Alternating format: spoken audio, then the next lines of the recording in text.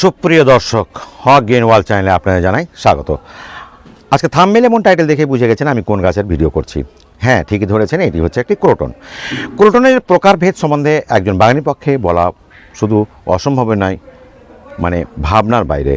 কাজেই এই ক্রোটন সম্পর্কে যত বেশি বলবো ততটাই কম। তো যাই হোক, ক্রোটন যেই ধরনের হোক না কেন, এরা যেমন ফুল হয় না ঠিকই, কিন্তু নিঃস্বার্থভাবে যেমন আনন্দ বিনোদন করে থাকে, কোনো উদ্যান বা কোনো বাগান বাড়ি এই ক্রোটন ছাড়া কিন্তু পূর্ণ ষোলকলায় পূর্ণ হয় না।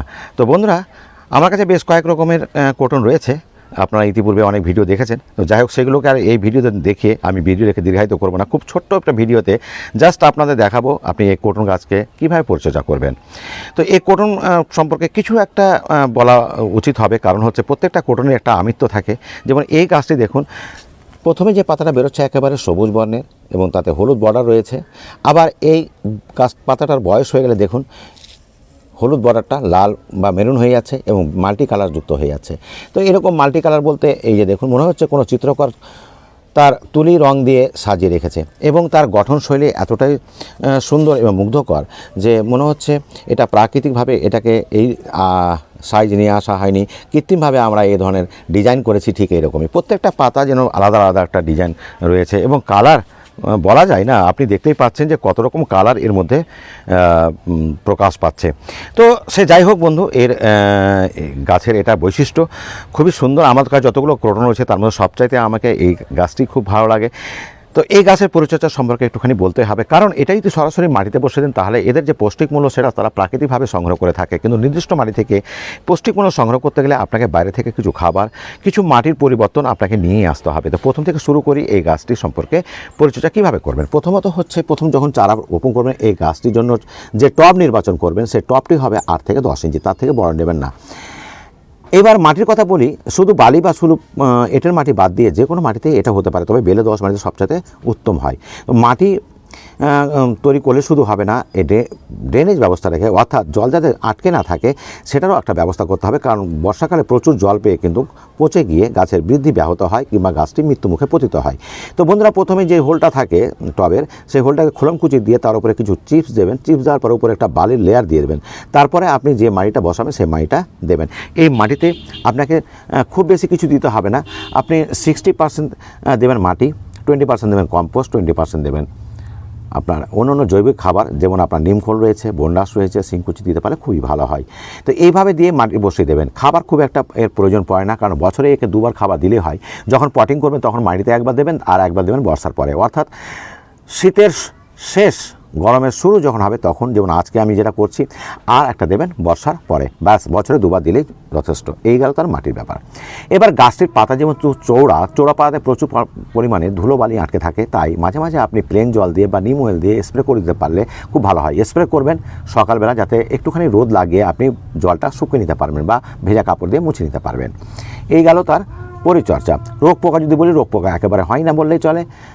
এবার চলে আসবো এর প্রোপাগেশন খুব সহজে হয়। আজকের ভিডিওতে আমি এটা দেখাবার উদ্দেশ্য নেই আমার। এটা যে কোনো ডাল কেটে একটু জলে ভিজিয়ে রেখে সেক করে গজিয়ে নিতে পারবেন এবং সেটা সরাসরি মাটিতে রোপণ করবেন, অথবা আপনি এটাকে সরাসরি ডাল কেটে মাটিতে বসিয়ে দিলেও কিন্তু এটা মোটামুটি 3-4 মাসের মধ্যে গাছটা তৈরি হয়ে যায়। তো এই গেল চারা রোপণ তৈরি করার পদ্ধতি। তো আমি একটু খাবার দেবো, সে কী খাবারটা দেবো। খাবারটা এমন কোনো কেমিক্যাল খাবার দেওয়ার কোনো প্রয়োজন নেই, আপনি একটু দেখুন। যেহেতু এটাকে আমি রিপোর্টিং করবো না, কারণ প্রতি বছর রিপোর্টিং না করলেও হবে, 2 বছর পর একবার রিপোর্টিং করবেন। তো আমি এখানে কিছু মাটি তুলে এখানে কি করব, এখানে যা দিব সেটা আপনাদের দেখিয়ে দিচ্ছি। আমি নিয়েছি, দেখেন এখানে কম্পোস্ট রয়েছে, এখানে নিমখোল রয়েছে, এখানে রয়েছে বনডাস। যেহেতু এটা গাছটা একটু ময়েস্ট পছন্দ করে তাই একটু আমি কোকোপিট নিয়েছি, এবং সবচেয়ে যেটা শেষে দেখাবো সেটা হচ্ছে আপনার এখানে অর্গানিক ফার্টিলাইজার রয়েছে।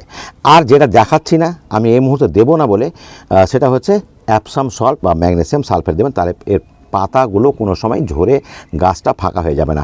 এমনিতেই অনেক গাছের ডরমেন্সি পিরিয়ড থাকে এবং বেশিরভাগ পাতা ঝরে যায়, কিন্তু এই গাছটিতে মাঝে মাঝে আমি অ্যাপসাম সল্ট দিয়ে গাছের পাতা যে না ঝরে যায় এবং নতুন পাতা গজাতেই থাকে তার ব্যবস্থা করে দেওয়াতে সেই প্রচুর শীত গেল তবুও কিন্তু পাতা খুব বেশি একটা ঝরেনি। তবে আগামীতে যখন একটু গ্রীষ্ম আবির্ভাব হবে তখন কিন্তু আরও সুন্দর সুন্দর পাতা বেরিয়ে গাছটাকে আরও সৌন্দর্যময় করে তুলবে। তো বন্ধুরা, প্রথমে আমি কি করব, এই গাছ থেকে গোড়াটাকে একটু ঘচিয়ে নিয়ে কিছু মাটি তুলে নেব, তারপরে আমি আসছি। তো বন্ধুরা, দেখতে পাচ্ছেন মাটিটা আমি খুঁচিয়ে নিয়েছি, দেখতে পাচ্ছেন আশা করি, এই যে। আর এখান থেকে কিছু আগের মাটি কিছু তুলে নেব, কারণ মাটিটার বয়স হয়ে গেলে মাটিটা একটু প্রাণহীন হয়ে যায়, অর্থাৎ পৌষ্টিক মূল্য নেই বললেই চলে। বেশ কিছুদিন থেকে এটা চেঞ্জ করা যায়নি, বছরে একবারই করতে হয়। এটা ফেব্রুয়ারি মাসের 15 তারিখের মধ্যেই করে নেবেন, মানে গরম শুরু হলেই যাতে এই গাছটা সুন্দরভাবে সেজে উঠতে পারে তার ব্যবস্থা করে নেবেন। তো এইটুকু মাটি তুললাম, খুব বেশি দরকার নেই। এইবার যে খাবারগুলো দেখালাম সেই খাবারের সঙ্গে আমি প্লেন মাটি যেটা আছে গার্ডেন সয়েল, সেই গার্ডেন সয়েলটা নিয়েছি, এবং যে খাবারটা দেখালাম সেই খাবারটা কিন্তু আমি এখানে দিয়ে দেব, দিয়ে এটা ভালো করে মিক্স করে নেব।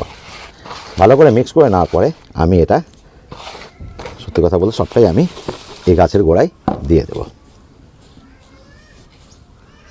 এই যে, এবার আমি জল দিয়ে দিলাম, পর্যাপ্ত পরিমাণে জল দেবেন। একটু জল বেশি বা একটু জল কম হলে কোনো অসুবিধা হয় না।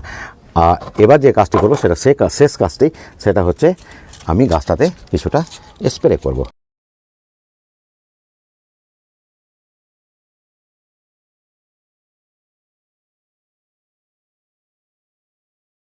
ব্যাস এইটুকুই। এইভাবে আপনি গাছটাকে রোদে রাখেন, আপনি সুন্দরভাবে এই গাছটাকে দেখতে পাবেন। তো বন্ধুরা, যদি এই ভিডিওটি আপনাদের সামান্যতম আপনাদের পছন্দ হয় তাহলে অবশ্যই আমার চ্যানেলটিকে সাবস্ক্রাইব করুন, তাহলে পরবর্তী ভিডিও আপনারা দেখতে পাবেন। তো আজ এই পর্যন্তই। ভালো থাকুন, সুস্থ থাকুন, ধন্যবাদ।